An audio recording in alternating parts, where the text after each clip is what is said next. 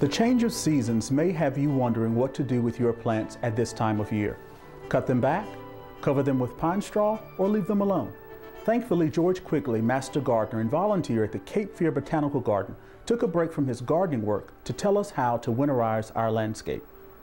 There's a lot of misinformation about whether or not you should fertilize a turfgrass lawn in the fall. Generally, by and large, North Carolina State and North Carolina A&T State Universities advise against fertilizing warm season grasses in the fall. In fact, you should not apply nitrogen product to those kind of turfgrass lawns anytime after Labor Day. What happens during the off season for turfgrass is it's dormant. That doesn't mean it's not still living, and it may grow some. You want to keep it mown at about 1.5 inches if it's the usual warm season grass, just to let it grow a little bit. What's going to happen in some cases is it will form seed heads, or those weeds that are cool season weeds that have been hiding in there over the summer will also start to grow. They will send up a flower. That's what you want to get rid of. So you may have to break out the lawnmower just to make sure that you don't let those weeds form a flower, because the flower is going to form seed and you're going to have weed seed in your turf grass, and that's not good.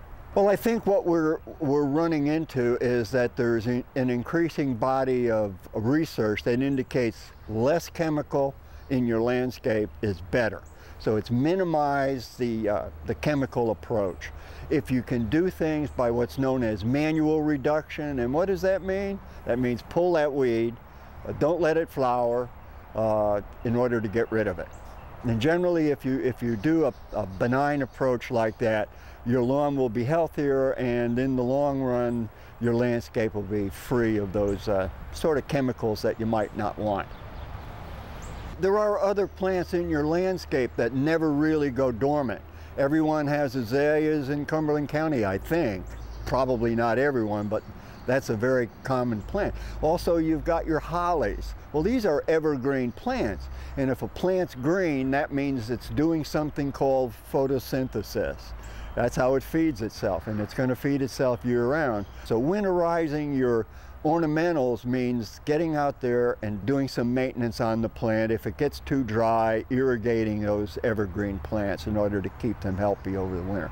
Might not be necessary to use any insecticidal products, but we recommend that if you have had a problem with insects over the winter, you might want to use a horticultural oil so that you don't have insect eggs hatching. And that's a product that's available as dormant spray, neem oil. There's several varieties of horticultural oils, but you can put them on your plants to eliminate some insects. They're a benign product, they're organic, so generally they don't cause a problem. The other thing you need to do when we're talking about fall is that's the time to get a soil test done so you know exactly what fertilizer or what pH you need to have in your turfgrass lawn. The soil lab at the North Carolina Department of Agriculture is less busy at this time, and you'll get the results back pretty quickly. Hydrangeas are a nice plant. They're actually not herbaceous. They will winter over, and the only thing you have to do with your hydrangea is deadhead it. Just deadhead your hydrangea, it'll be quite healthy. A lot of people over prune hydrangea and then wonder why they never get any blooms on it. When we're talking about pruning in the fall, you want to be very careful and only deadhead old bloom off of your plant. Serious heavy pruning in the fall is not recommended for most plants. The plant that we worry about the most that's over pruned is, of course, our beautiful crepe myrtles. Most people prune them way too hard. Generally, what's recommended is buy a crepe myrtle variety that's going to fit your landscape when it's in its mature state. Don't buy one that you have to prune every year. It's called crepe myrtle, and that's a term that came from Steve Bender, who's the gardening editor for Southern Living magazine, and he's right. When a plant turns brown, your herbaceous plant, then generally it's time to prune it back. If it's a herbaceous perennial, then you want to prune it back and put some mulch on it. Pine straw is an excellent protective mulch for that kind of plant over the winter. And pine straw in North Carolina is plentiful, so, and usually inexpensive.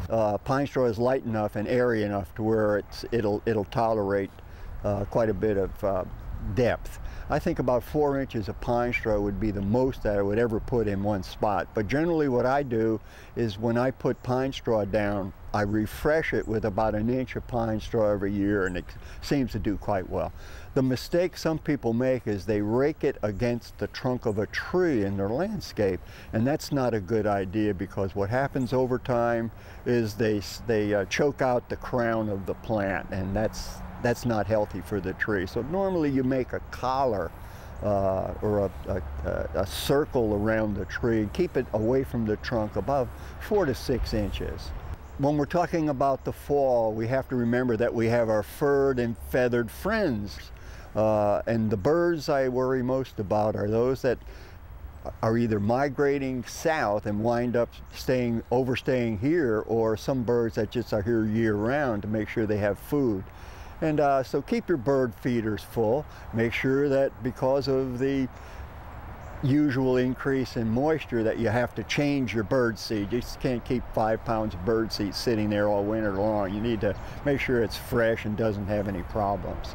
The other thing is keep your bird watering systems going so that they have plenty of fresh water to drink.